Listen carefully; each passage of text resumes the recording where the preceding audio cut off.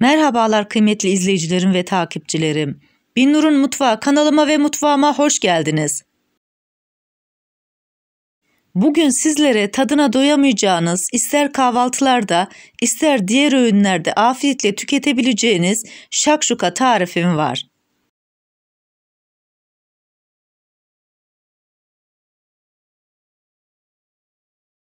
Tarifime başlamadan önce kimin nereden izlediğini bana yorumlardan yazarsanız değerli takipçilerimin nereden izlediğini öğrenmiş olurum. Sizleri daha fazla bekletmeden tarifime geçiyorum. Herkese iyi seyirler. Şakşukanın içerisinde kullanacağımız domatesleri bahçeden topladım. Bu tarifimde toplam 5 kilo domates kullandım.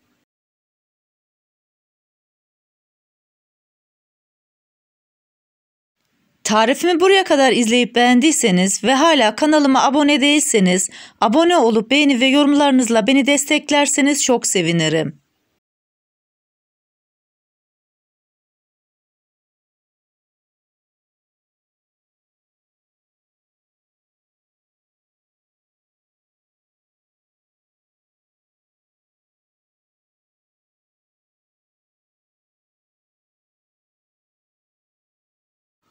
Tarifimde 2 kilo kıl biber kullandım.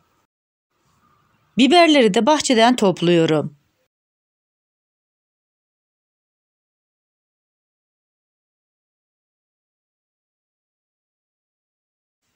Malzemelerin hepsini bahçeden toplayarak hazırladım.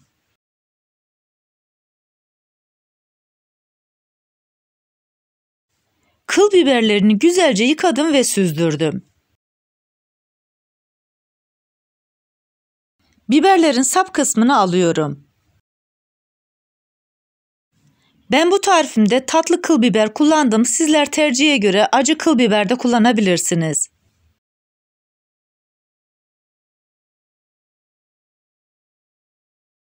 Sap kısımlarını almış olduğum kıl biberlerini 2 parmak aralıklarla kesiyorum.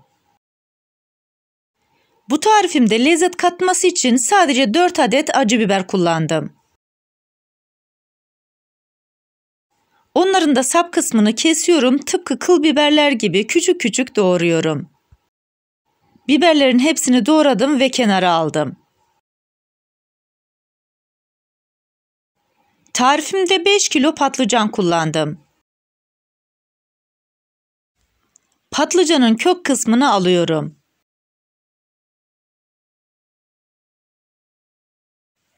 Daha sonra alacalı olacak şekilde soyuyorum.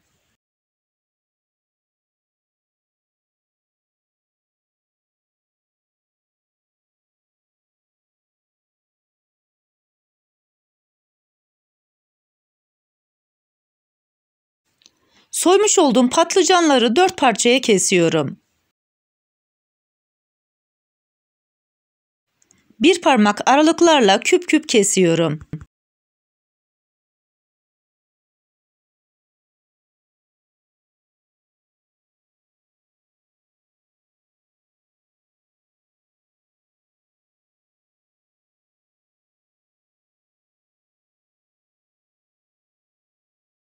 Patlıcanları büyükçe leğenin içerisine su doldurarak koydum. İçerisine bir avuç tuz atıyorum ve güzelce bunun içerisinde bekletiyorum. Böylelikle patlıcanların acı suyunun çıkmasını sağlıyoruz. Tarifimde 5 kilo domates kullandım. Domateslerin kabuklarını soyarak hazırladım. Daha sonra onları da küçük küçük olacak şekilde doğruyorum.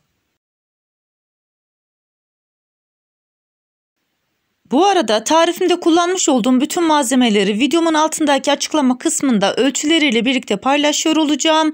İsterseniz oradan da bakıp faydalanabilirsiniz.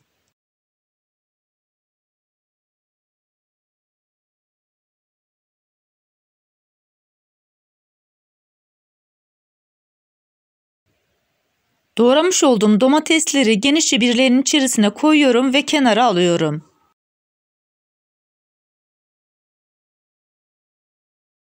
15 dakika boyunca tuzlu suyun içerisinde beklettiğimiz patlıcanları suyun içerisinden alıp süzgece koyuyoruz.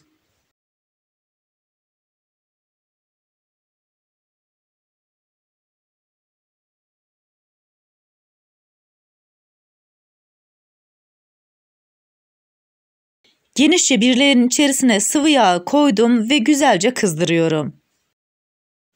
Yağın kızıp kızmadığını kontrol etmek için içerisine birkaç tane biber atıyorum.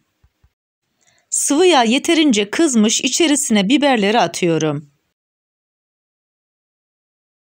Bu şakşukayı köyde odun ateşinde yapıyorum. Tabii ki sizler evinizde, ocağınızda da yapabilirsiniz.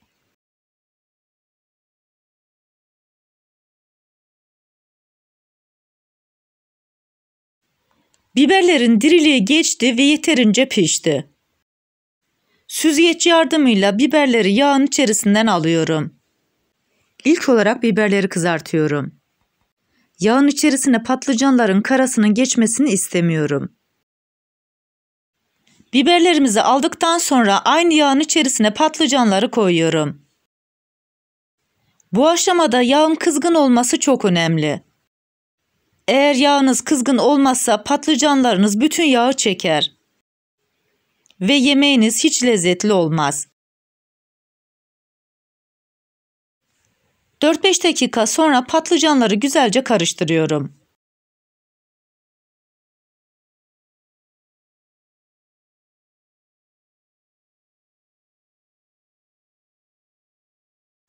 Altın sarısı rengini almış olan patlıcanları süzgecin üzerine alıyorum. Böylelikle patlıcanları fazla yağından arındırmış olacağız. Patlıcanların hepsini 2 seferde pişirdim.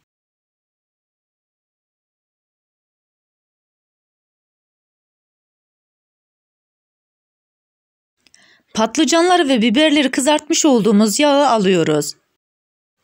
Kazanın içerisinde hiç yağ bırakmıyoruz. Bir baş sarımsağı küçük küçük doğradım, kazanın içerisine koyuyorum. 1-2 dakikanın sonunda doğramış olduğumuz domatesleri de sarımsakların üzerine ekliyoruz.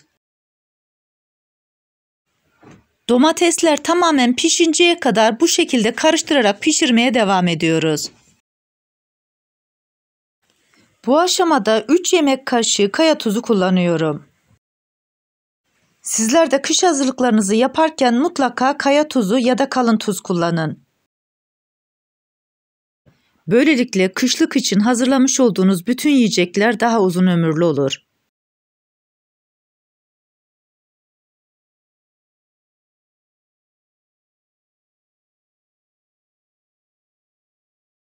Domatesleri yeterince pişirdik.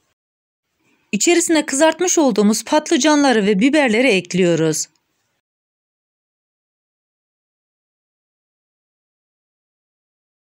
Bunları da domateslerle birlikte güzelce ısıtıyoruz.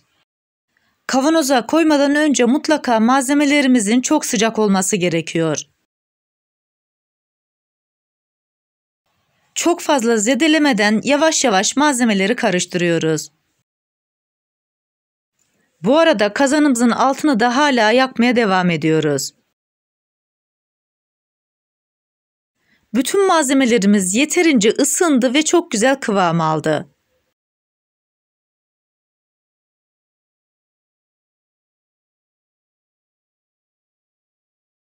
Kazanı hiç ocaktan indirmeden kavanozlama işlemi yapacağız. Temiz bir şekilde yıkayıp kurulamış olduğum kavanozu alıyorum ve içerisini şakşukayla dolduruyorum.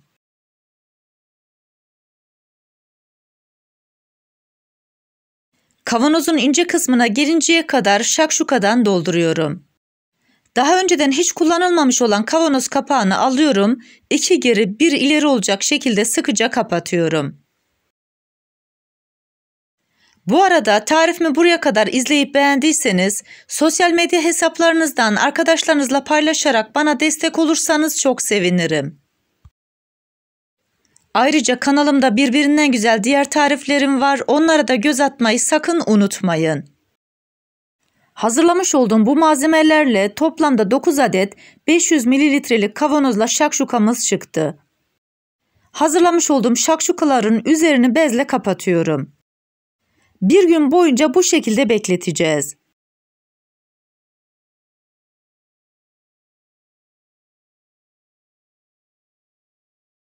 Ertesi gün üzerini açıyorum ve kontrol ediyorum. Bütün kapaklar içeriye çökmüş ve bütün şakşukalarımız çok sağlıklı bir şekilde hazırlanmış. Kış boyunca tüketebileceğiniz bu şakşukaları yapıp deneyecek olan herkese şimdiden afiyet olsun.